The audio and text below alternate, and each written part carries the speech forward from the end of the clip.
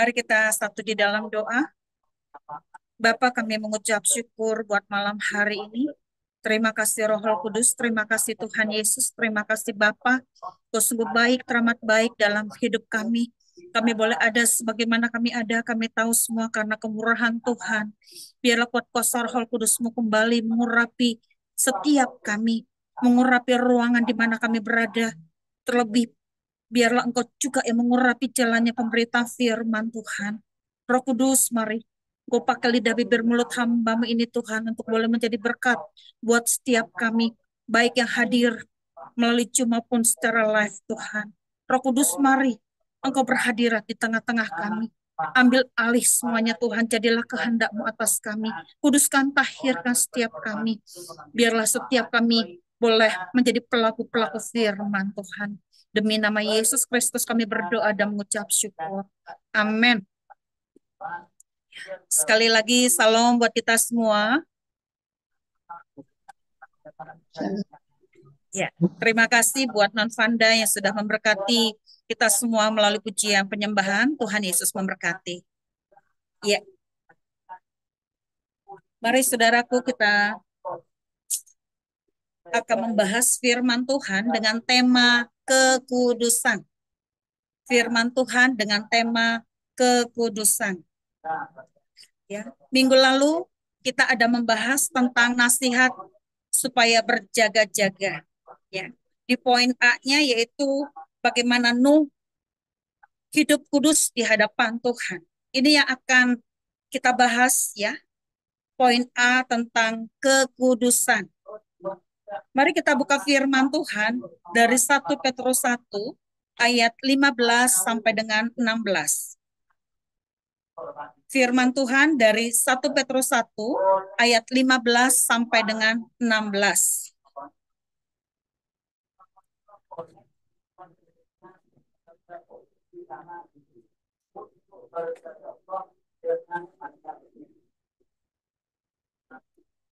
Saya akan bacakan buat saudara. 1 Petrus 1 ayat 15 sampai dengan 16. Tetapi hendaklah kamu menjadi kudus di dalam seluruh hidupmu, sama seperti Dia yang kudus, yang telah memanggil kamu. Sebab ada tertulis, kuduslah kamu, sebab aku kudus. Saya ulang.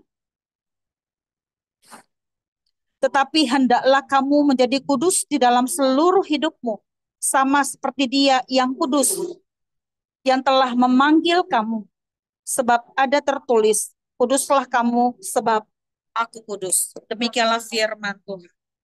Saudaraku, sebagaimana di minggu lalu juga saya ada menjelaskan bahwa kekudusan adalah standar Allah. Kekudusan adalah standar Allah.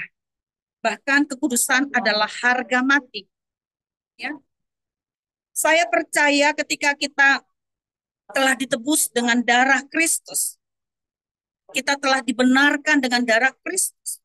Dikatakan bahwa kita telah dimeteraikan menjadi anak-anak Allah. Kita telah dimeteraikan menjadi anak-anak Allah. Kita yang tadinya berdosa, kita yang tadinya terhilang, kita yang tadinya mati binasa, beroleh hidup yang kekal. Bahkan Tuhan juga menghendaki supaya di dalam seluruh kehidupan kita, kita tetap di dalam kekudusan Allah. Karena kekudusan Allah adalah syarat mutlak bagi kita orang percaya. Ya. Ibrani 12 ayat 14. Yuk kita lihat Ibrani 12 ayat 14.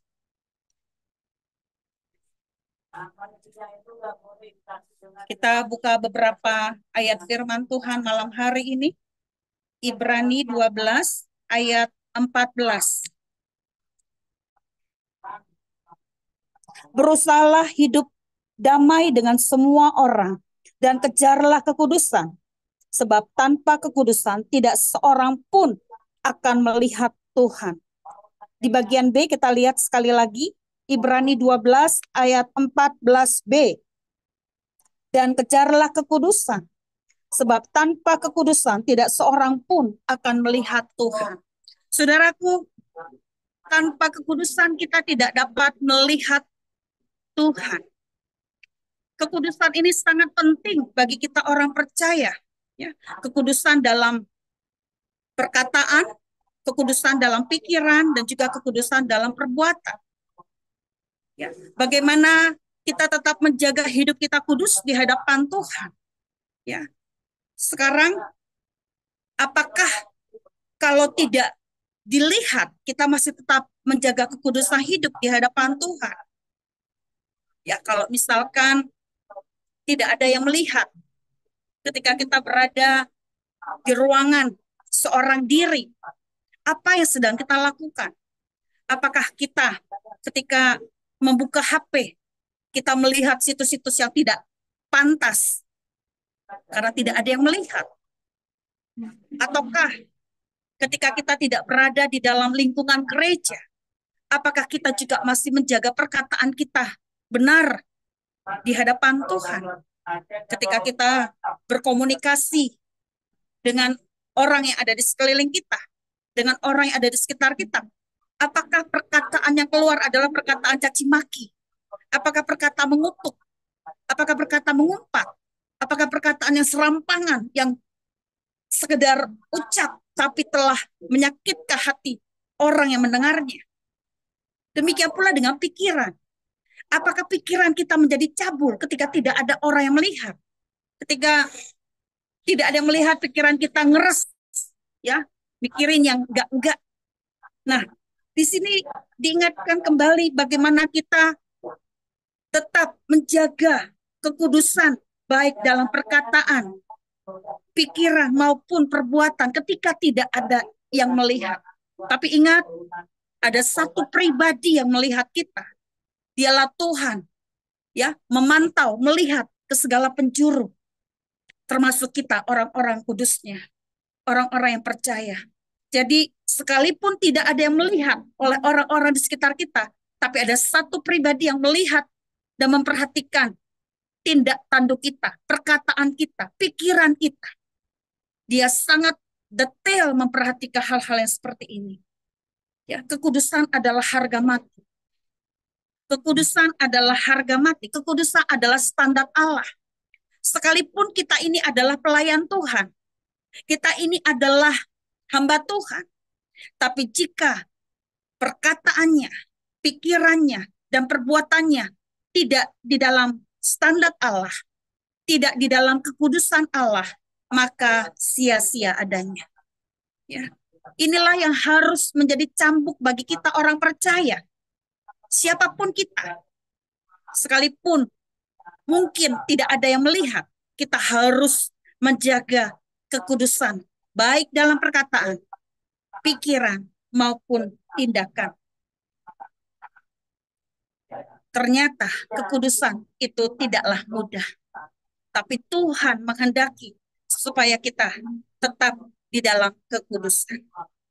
Bicara tentang kekudusan, Tuhan mengingatkan kepada kita. Yuk kita lihat di 1 Tesalonika 5 ayat 23. Tapi sebelumnya kita lihat dulu di Ibrani 12. Di Ibrani 12 ayat 28. Ada poin-poin penting yang harus kita perhatikan. Bagaimana kita hidup di dalam perkenanan Tuhan, yaitu dengan kekudusan hidup di hadapan Tuhan. Kita lihat 1 Tesalonika 5 ayat 23. 1 Tesalonika 5 ayat 23. Semoga Allah damai sejahtera menguduskan kamu seluruhnya, dan semoga roh, jiwa, dan tubuhmu terpelihara sempurna dengan tak bercacat pada kedatangan Yesus Kristus Tuhan kita. Saya ulang, semoga Allah damai sejahtera menguduskan kamu seluruhnya, dan semoga roh, jiwa, dan tubuhmu terpelihara sempurna dengan tak bercacat pada kedatangan Yesus Kristus Tuhan kita. Ingat, pada hari-hari terakhir, itu diawali dengan kemurtatan. Makanya Tuhan mengingatkan kepada kita sebagai anak-anak Tuhan supaya menjaga rohnya, jiwanya, dan tubuhnya tidak bercacat celah di hadapan Tuhan pada saat kedatangannya. Kekudusan roh, jiwa, dan tubuh itu juga mutlak bagi kita orang percaya. Bukan hanya dalam perkataan, pikiran, maupun tindakan. Tapi roh kita, jiwa kita, dan tubuh kita di hadapan Tuhan. Karena kita melihat ya bagaimana firman Tuhan bahwa pada hari-hari terakhir itu ditandai dengan kemurtatan. Bahkan di Galatia 3 ayat 3, janganlah kamu sebodoh itu, kamu telah memulai dengan roh, apakah kamu akan mengakhirinya dengan daging? Tapi kita berdoa, kita bukan hanya mengawalinya dengan roh, tapi kita juga mengakhirinya dengan roh. Itulah yang Tuhan mau, bagaimana kita tetap menjaga kekudusan hidup di hadapan Tuhan. Memang tidaklah mudah, tapi ini harus menjadi tekad kita. Ini harus menjadi kerinduan hati kita yang terus menyala-nyala setiap harinya. Ya, saudaraku, saya juga sedang melatih diri saya hari-hari ini. Ya, bagaimana harus terus menjaga hubungan yang karib dengan Tuhan, ya, melalui persekutuan, ya, melalui pujian penyembahan, melalui mazmur yang kita naikkan di hadapan Tuhan. Tuhan ingatkan itu, ya. Mungkin ada banyak waktu yang terbuang, ada banyak kesempatan yang terbuang, sehingga kita lalai mempergunakan waktu dan kesempatan yang ada. Ya, kita tidak lagi dengan serius, kita tidak lagi dengan sungguh-sungguh mempergunakan waktu dan kesempatan yang ada. Misalnya, ketika kita punya relasi dengan Tuhan, ketika kita punya dengan relasi dengan saudara-saudara seiman, begitu banyak waktu yang terbuang, begitu banyak kesempatan yang terbuang. Bagaimana kita bisa berdoa, ya? Bagaimana kita bisa saling mengingatkan, saling menasehati, dan juga saling mendoakan. Itu terbuang begitu saja, ya. Dan saya rasakan itu, ya, ada tanda petik hal-hal yang terabaikan, ya, seperti jam-jam doa yang biasanya kita lakukan, tidak lagi kita lakukan. Ya, itu sangat-sangat menusuk ya ke dalam sanubari hati saya. Ya, Roh Kudus ingatkan itu. Ya, tapi hari ini kita kembali diingatkan, jangan sampai waktu dan kesempatan yang baik di mana kita bisa relasi dengan Tuhan maupun relasi dengan saudara-saudara seiman melalui jam-jam doa itu menjadi terabaikan. Ada poin-poin penting yang harus kita perhatikan. Dan jangan sampai kita tidak menjaga kekudusan hidup di hadapan Tuhan. Sehingga pada akhirnya kita tidak didapati kudus di hadapan Tuhan.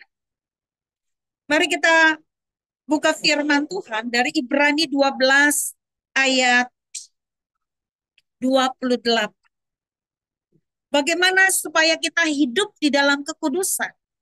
Yang pertama adalah membangun dan memelihara keintiman dengan Tuhan dengan rasa takut dan hormat akan Tuhan. Ini yang harus ada dalam diri kita, ya, membangun dan memelihara hubungan yang intim dengan Tuhan dengan rasa takut dan hormat akan Tuhan. Kalau kita melakukan segala sesuatu dengan rasa takut dan hormat akan Tuhan, kita pasti menjalani kehidupan ini dengan penuh kehati-hatian. Tidak serampangan kita menjalani hidup kita. Tidak serampangan kita mengucapkan segala sesuatu. Tidak serampangan kita juga memakai pikiran kita. Dan juga tidak serampangan kita dalam bertindak. Yuk kita buka firman Tuhan dari Ibrani 12 ayat 28. Ibrani 12 ayat 28. Saya akan bacakan buat saudara. Jadi karena kita menerima kerajaan yang tidak tergoncangkan, marilah kita mengucap syukur dan beribadah kepada Allah menurut cara yang berkenan kepadanya dengan hormat dan takut. Beribadah di sini tidak mesti harus di gereja, tidak mesti pada saat ada di dalam persekutuan, bahkan di luar itu pun kita harus menjaga kekudusan hidup dengan rasa takut dan hormat akan Tuhan. Ini yang harus ada sama kita. Jadi dimanapun kita berada, ya, dimanapun dan kapanpun kita harus menjalani kehidupan kita dengan rasa takut dan hormat akan Tuhan. Artinya kita akan menjaga dengan penuh kehati-hatian perkataan kita, pikiran kita maupun perbuatan kita. Demikian pula dengan roh, jiwa, dan tubuh kita. Tidak latah, tidak asal, tidak serampangan. Yang kedua,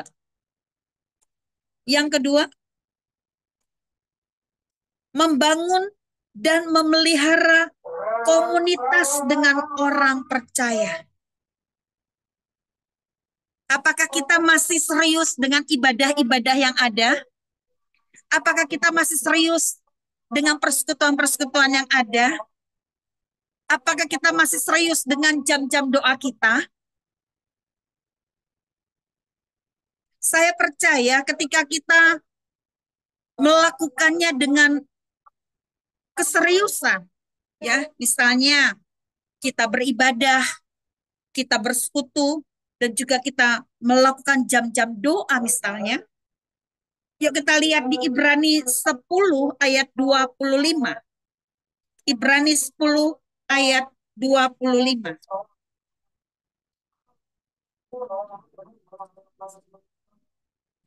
Ibrani 10 ayat 25. Janganlah kita menjauhkan diri dari pertemuan-pertemuan ibadah kita, seperti dibiasakan oleh beberapa orang. Tetapi marilah kita saling menasihati dan semakin giat melakukannya menjelang hari Tuhan yang mendekat. Saya ulang. Janganlah kita menjauhkan diri dari pertemuan-pertemuan ibadah kita, seperti dibiasakan oleh beberapa orang. Tetapi marilah kita saling menasihati dan semakin giat melakukannya menjelang hari Tuhan yang mendekat. Harusnya persekutuan, ibadah, termasuk jam-jam doa, itu menjadi sebuah keseriusan. Bukan sekedar-sekedar. Saya sedih, ya, karena tanpa sadar kita mengkesampingkan jam-jam doa yang harusnya kita lakukan bersama-sama. Memang nggak mudah, apalagi di tengah kesibukan yang ada, di tengah kegiatan yang ada. Ya. Ini yang harus kita pupuk, ini yang harus kita sirami, ini yang harus kita rawat. Sehingga benih doa itu boleh tumbuh subur, ya, tumbuh kuat, dan menghasilkan buah yang indah. Ini yang harus juga ada sama kita. Yang ketiga, Kisah Rasul 2 ayat 42. Kisah para Rasul 2 ayat 42.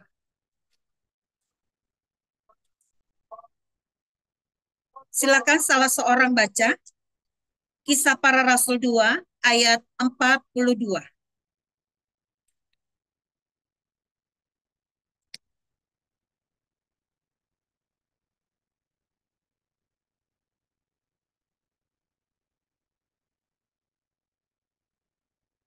Ya, silahkan.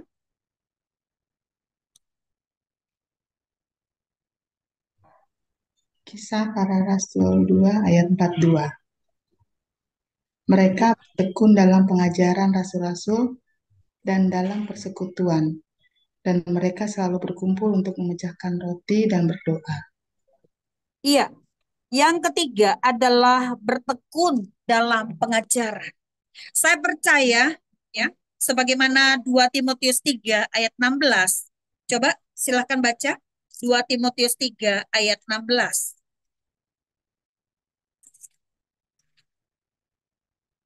2 Timotius 3 ayat 16.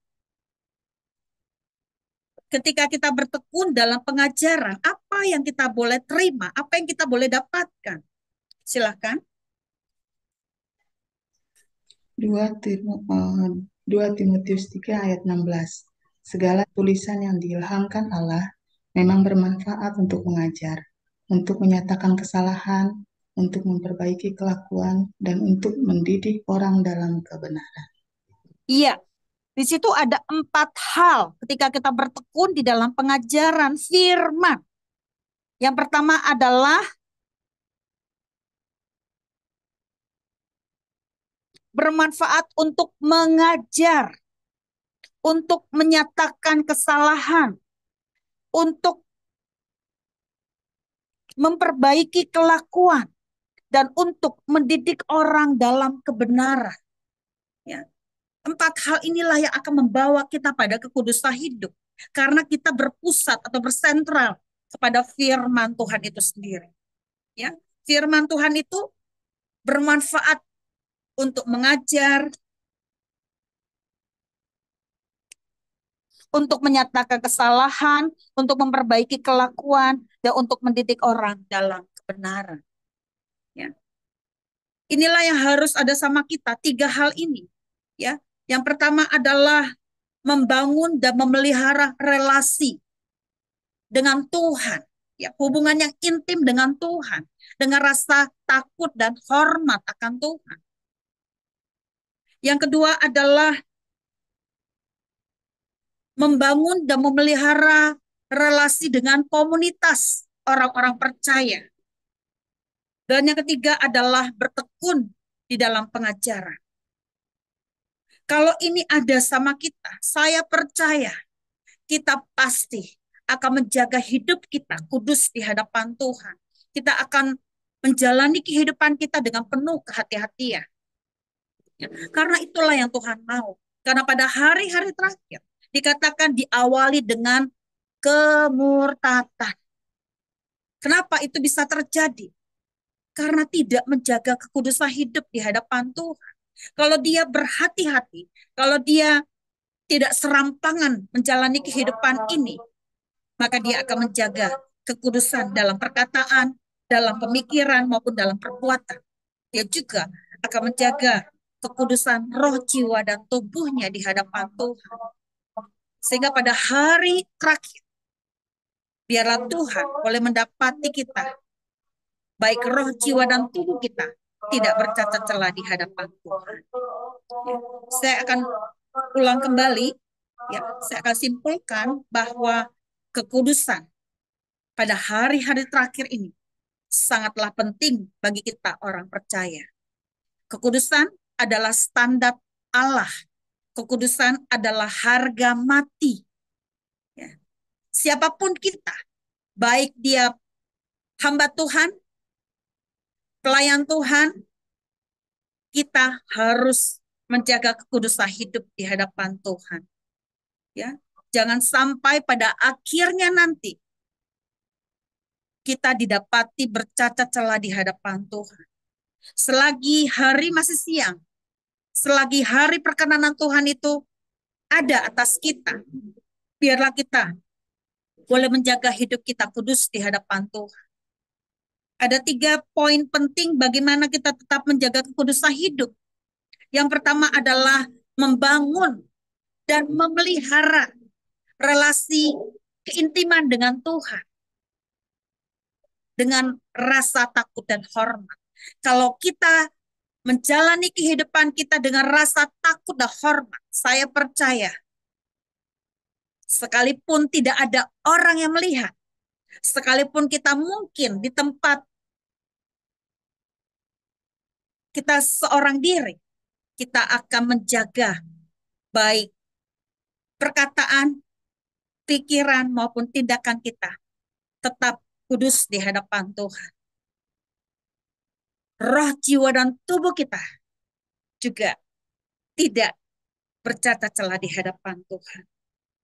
Yang kedua, membangun dan memelihara relasi dengan orang percaya atau komunitas yang sehat, komunitas yang benar. Kenapa? Karena dengan kita membangun dan memelihara relasi dengan orang-orang percaya, kita bisa saling menasihati, saling membangun, saling mendoakan, dan juga saling mengingatkan. Yang ketiga, bertekun dalam pengajaran. Karena dengan kita bertekun dalam pengajaran firman, ada 4 hal yang kita boleh lihat manfaat daripada pengajaran. Yang pertama adalah untuk mengajar.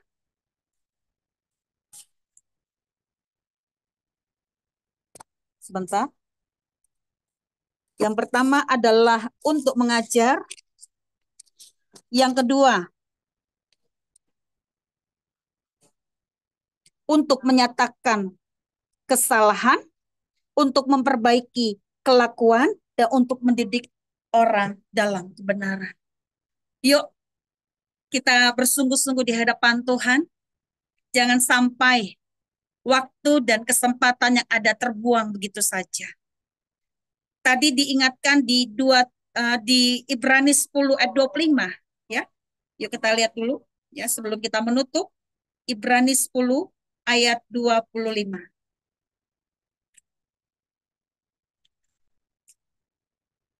Ibrani 10 ayat 25.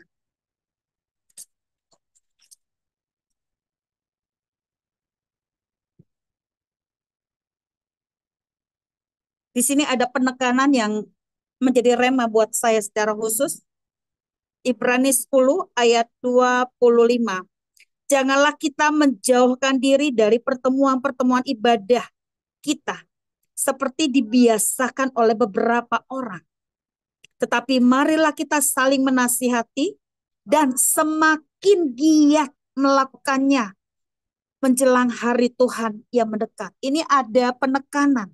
Marilah kita saling menasihati dan semakin giat melakukannya menjelang hari Tuhan yang mendekat. Saudaraku, kita sudah banyak mendengarkan firman Tuhan. Tetapi jangan sampai hati kita menjadi degil, hati kita menjadi keras, hati kita menjadi batu. Karena kita cuma hanya mendengar, tapi tidak melakukan. Ingat Roma 2 ayat 5. Tuhan pun bisa mengeraskan hati kita. Jangan salah. Kalau kita berulang-ulang mendengarkan firman Tuhan, pengajaran firman, tapi kita masih menutup pintu hati kita, menutup pintu hati kita untuk tidak lekas-lekas berbalik dari jalan-jalan kita yang jahat, tidak bertobat dengan sungguh-sungguh. Hati kita menjadi degil, hati kita menjadi keras, hati kita menjadi batu, jadi tegar tengkuk. Tuhan pun bisa mengeraskan hati kita.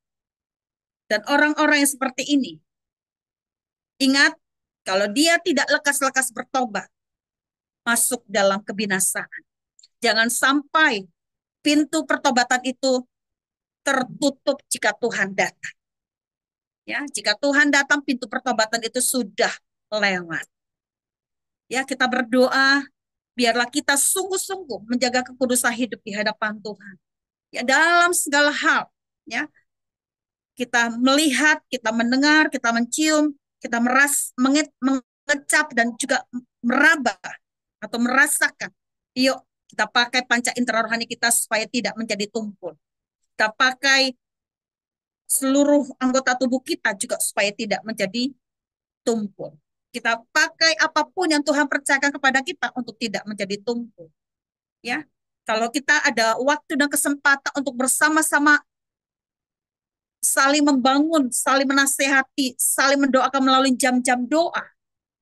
Yuk kita juga mulai galakan lagi, lebih lagi di hadapan Tuhan. Kecuali kalau memang terbentur karena sesuatu hal. Ya, tapi sebisa mungkin kita bangun komunikasi yang sehat, ya, melalui relasi yang benar dengan Tuhan, melalui relasi dengan komunitas, dengan orang-orang percaya, dan melalui pengajaran firman Tuhan. Demikianlah firman Tuhan malam hari ini. Biarlah boleh memberkati kita. Mari kita tutup di dalam doa. Bapa, kami mengucap syukur buat malam hari ini. Terima kasih Roh Kudus. Kembali Engkau mengingatkan kami bagaimana untuk kami tetap menjaga kekudusan hidup di hadapan Tuhan. Kami tahu bahwa pada hari-hari terakhir itu diawali dengan kemurtatan. Kami tidak mau di dalam keadaan bercacat celah di hadapan Tuhan pada saat Tuhan datang. Roh Kudus, ampuni dosa dan pelanggaran kami. Ampuni setiap kelalaian kami. Ampuni Tuhan. Tuhan Yesus, kami tidak mau pada akhirnya Engkau mengeraskan hati kami. Kami telah mendengarkan firman Tuhan. Kami mau menjadi pelaku daripada firman Tuhan. Kami mau yang pertama adalah membangun dan memelihara relasi dengan Tuhan dengan rasa takut dan hormat. Kami menghormati kekudusan-Mu Tuhan. Kami menghormati Engkau Bapa. Kami mau menjalani hidup kami dengan rasa takut dan hormat akan Engkau. Terima kasih Tuhan. Engkau kembali mengingatkan kami akan hal ini. Yang kedua, membangun dan memelihara relasi dengan komunitas orang percaya. Terima kasih Tuhan, Kau sediakan wadah ini bagi kami. Kami mau terus menggalakkan pertemuan-pertemuan ibadah ini Bapak. Sehingga kami boleh dibangun, kami boleh dipulihkan, kami boleh diselamatkan. Yang ketiga, yaitu bertekun di dalam pengajaran. Terima kasih Tuhan. Firman-Mu kembali mengingatkan kami bahwa kami tidak menjadi sia-sia ketika kami bertekun di dalam pengajaran. Engkau kembali mengajar kami. Engkau kembali mendidik kami. Engkau kembali memperbaiki kami. Dan kami percaya Roh Kudus senantiasa menegur kami, mendorong kami untuk kami sungguh-sungguh menjaga hidup kami kudus di hadapan Tuhan melalui pengajaran firman. Terima kasih buat malam hari ini, buat kebenaran firman yang boleh kami terima. Biarlah firman boleh termaterai ke dalam loh hati kami. Kami mau semakin giat melakukannya menjelang hari Tuhan yang mendekat. Terpujilah nama-Mu kekal selama-lamanya. Di dalam nama Tuhan Yesus Kristus kami berdoa dan mengucap syukur. Amin.